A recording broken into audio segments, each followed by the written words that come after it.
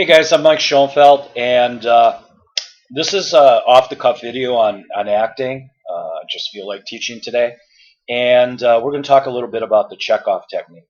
And this is inspired by a comment on a podcast I heard a friend of mine do the other day, where he was trying to explain what the Chekhov technique was, or how it differed from the other techniques that are out there for acting. To someone who wasn't familiar with it. And I won't mention his name because he doesn't know I'm doing this video, but he had really good training in the particular in Chekhov technique, and I value his opinion on it. He used a term that I've used, so I'm not disagreeing with him. I just want to expand on the idea. He used the term that Chekhov techniques works from the outside in. Okay, using gesture and movement instead of just the mind. Okay, um, people who know a little bit about the Chekhov technique, when you talk to them and go, "Oh yeah, I really liked what he did with the idea of psychological gesture, which was Chekhov's gift to us." Gestures are movements, okay, and they're best explained with um, archetypes, archetypical type gestures. Like an example would be is if you saw someone who was depressed, right, and I asked you to describe his physicality, what would how would you describe it? And most people would go, well, the head would be down, the shoulders would be forward, the speech would slow down, right? The eyes would be averted. And because I'm not standing up, I'll use my hand. And basically, what they're describing is a contracted movement or a contracted stance.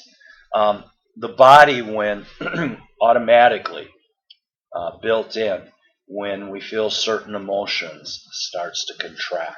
If you're fearful, you start to contract. If you're scared, you start to contract, right? If you're sad, you start to contract. The opposite is also true. We live in a world of polarities, right? So if you're starting to feel happy, you expand. If you win, you expand. If you if you feel friendly towards someone, you expand. If you're in love, you expand.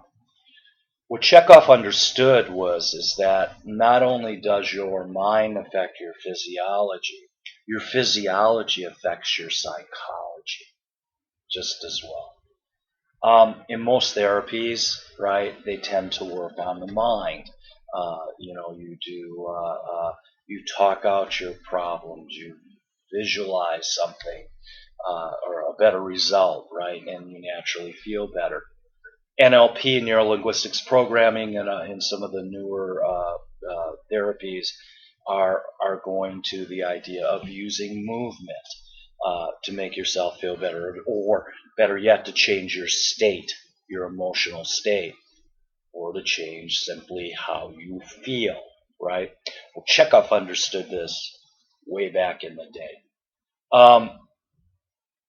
And the cool thing about the technique in general is that our bodies are way smarter than we are. They have an innate wisdom.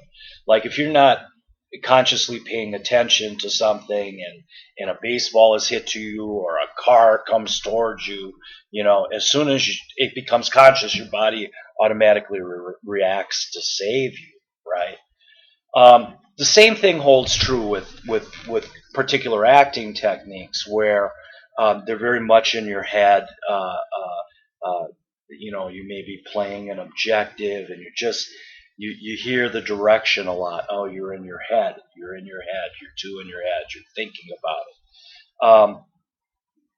You need to get out and get into the space, and the Chekhov technique really deals with that.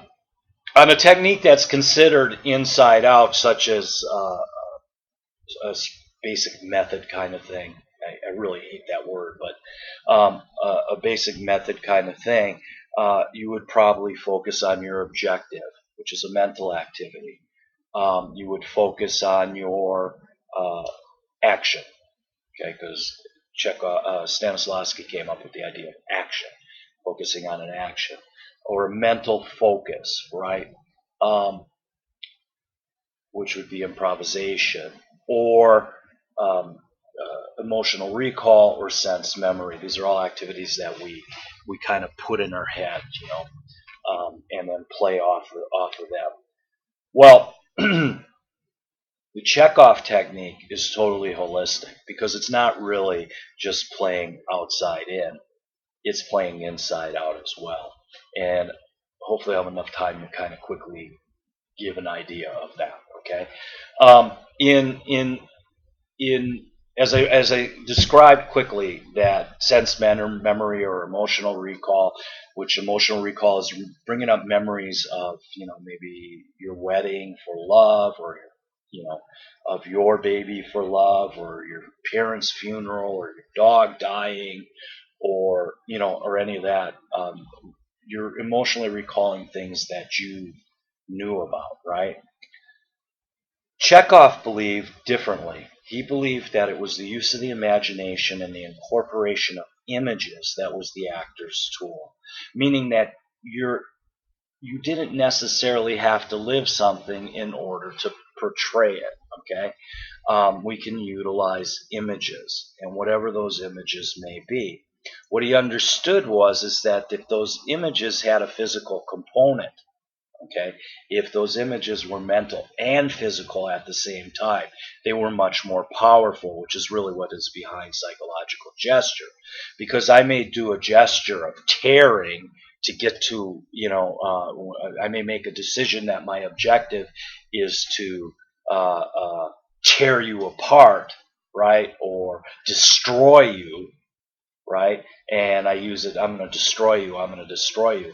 But if I can physicalize that objective or physicalize that action, and I go, I'm going to tear you apart, all of a sudden emotion starts to come up. The movement itself starts to bring out the actual emotion.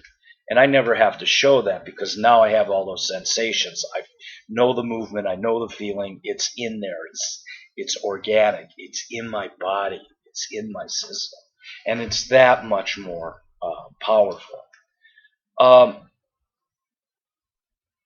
the same thing goes with, if you have an objective like I want her to love me, or I want to convince her to do something for me, or him, whatever your objective may be, if you can find a physical gesture to it, it's that much more powerful because these gestures awaken our feelings and our sensations, and sensations awaken our feelings.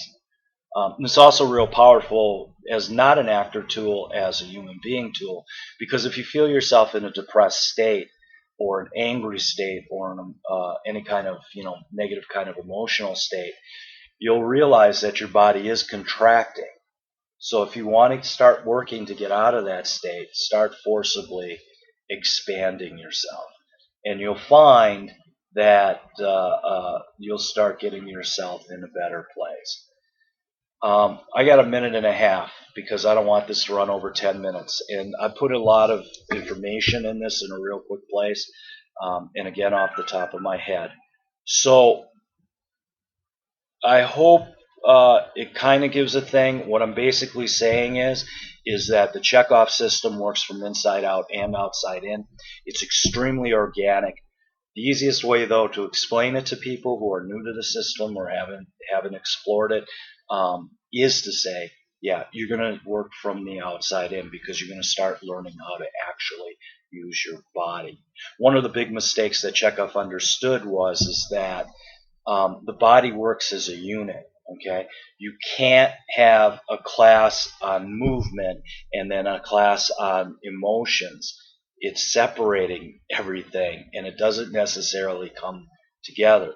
So if you can take the movement and the physio and the psychological, right, and you can combine them and put them together, that's how that's how we actually work. That's how our minds work. That's how our bodies work. Anyway, quick riff on this. My name is Mike Schoenfeld, and I hope you guys all have a great day. And I hope all two of you who watched this to its completion got something out of it. Bye now.